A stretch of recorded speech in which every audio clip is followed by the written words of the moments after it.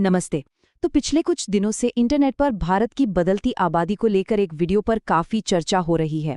आज हम उसी वीडियो में दिखाए गए नंबर्स और तर्कों की एक एक परत खोलेंगे और ये समझने की कोशिश करेंगे कि ये आंकड़े हमें असल में क्या बता रहे हैं।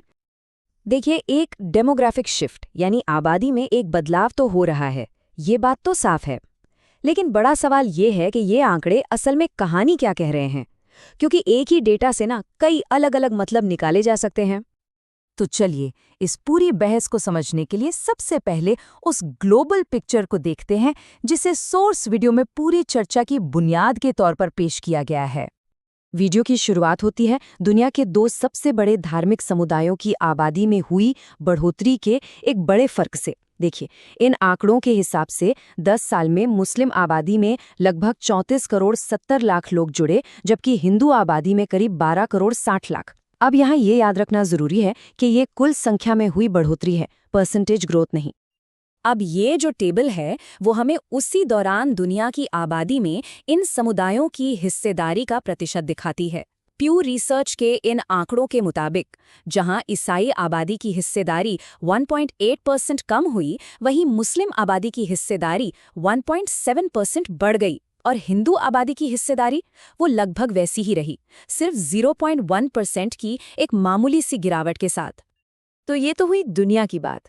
अब आते हैं इस मामले के दिल पर, यानी भारत पर, और देखते हैं कि इस ग्लोबल ट्रेंड को भारतीय कॉन्टेक्स्ट में कैसे दिखाया गया है।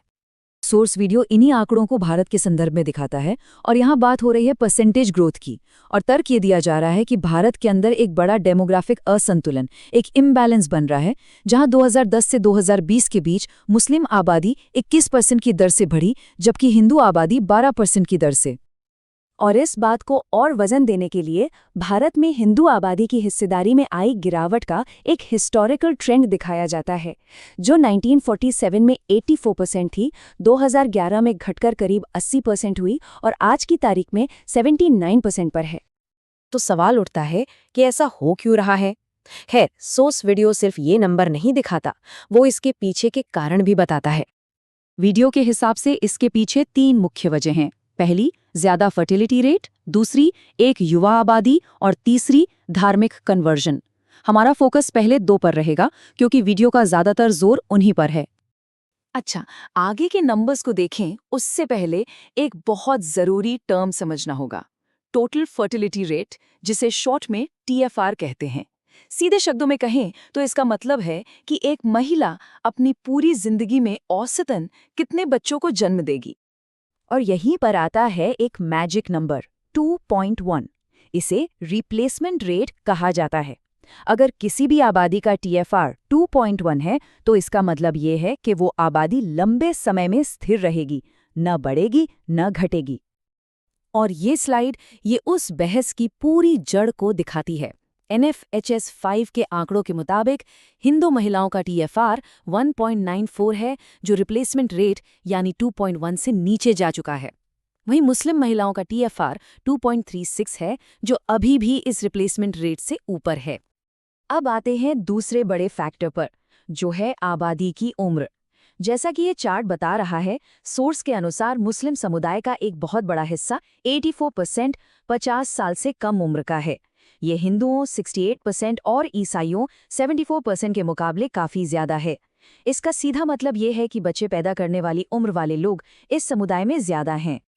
तो ये आंकड़े एक खास तरह की तस्वीर पेश करते हैं। लेकिन जैसा कि अक्सर आंकड़ों के साथ होता है, कहानी में एक और मोड़ है। और मजे की बात यह है कि ये दूसरा पहलू भी उसी सोर्स मटेरियल से निकल कर आता है और एक बिल्कुल अलग कहानी सुनाता है।